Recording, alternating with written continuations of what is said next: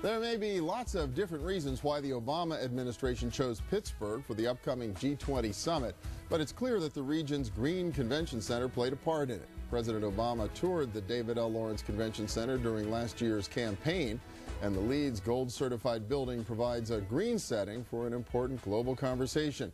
And to take the sustainable message one step farther, a Pittsburgh company called Direct Energy is providing renewable energy not just for the entire event, but for the entire city of Pittsburgh for 2 days. Dave Grupp is Director of Renewable Energy with Direct Energy, and welcome. Good to see you. Thanks, Bill. Yeah, for people who don't know Direct Energy, it's actually a company itself that has made a pretty impressive commitment to the city and to the region just recently. Yeah, absolutely, Bill. Direct Energy has been on a fairly aggressive growth plan over the past several years, and with an acquisition of Strategic Energy last year in June, the Direct Energy business decided to locate its North American headquarters in the city of Pittsburgh. So in doing that, preserving about 250 jobs that theoretically could have gone anywhere in North America, but the company decided to make Pittsburgh its North American headquarters. That's great, and I know global parent. I mean, it's the Toronto base for the parent company, but still terrific to have the beachhead here in our region. For folks who don't know, what exactly is it that Direct Energy does? Well, Direct Energy is a retail electricity and natural gas provider. We have about 50,000 commercial and industrial customers across North America.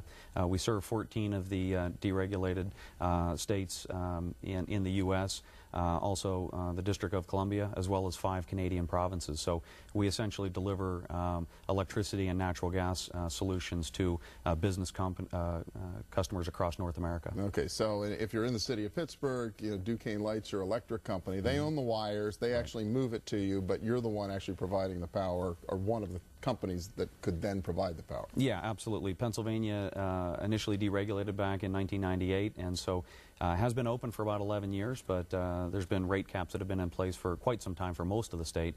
Duquesne Light and also Penn Power had those caps expire several years ago. So there's a number of competitive suppliers, just like Direct Energy Business, that allow customers to shop and provides them a lot of different choices for different products and services that they wouldn't have under the old regime. Okay, well, let's talk about G20, and Direct Energy stepped up and I guess tried to make this as green as it possibly can be. Right.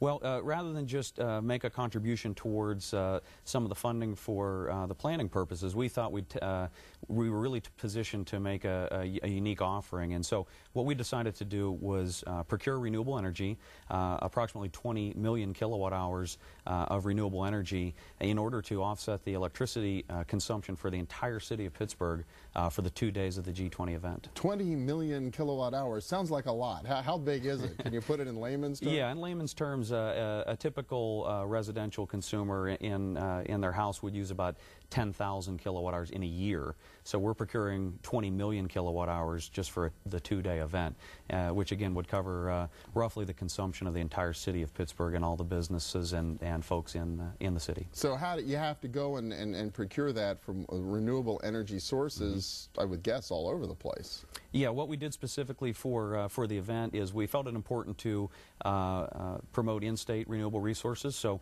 we've procured a portion of the renewable energy from a landfill gas facility within the Commonwealth of PA. So it's a waste-to-energy project which takes methane gas and converts it to electricity.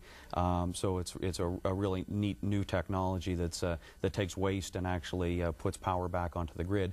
And then another portion of that comes from our renewable energy facilities, wind facilities down in Texas. Okay, and obviously electrons are electrons, and they move all over the place. Yeah, and as far as the renewable energy purchase, basically the REC purchase allows a company like us to offset the consumption. It doesn't necessarily have to come from directly from a source nearby. You're able to decouple the renewable attributes and package those up. So it allows for customers that may not be able to install a solar panel on their roof or put a wind turbine in their backyard to still support renewable generation and provide the economics to help promote additional development. It certainly seems to be the world we're increasingly living in or going to be living in. All this talk about cap and trade, and there's a lot going on in Washington, D.C., but these are the kinds of strategies that would actually help people do it.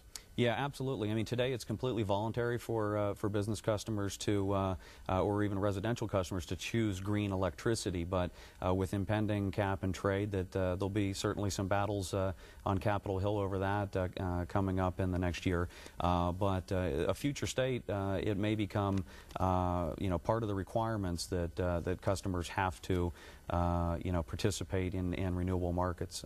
All right. Well, fascinating stuff. Dave Grupp, Director of Renewable Energy for Direct Energy. Thank you so much. Thank you. Next up, a multi-million-dollar investment in an historic Pittsburgh neighborhood. Stay with us.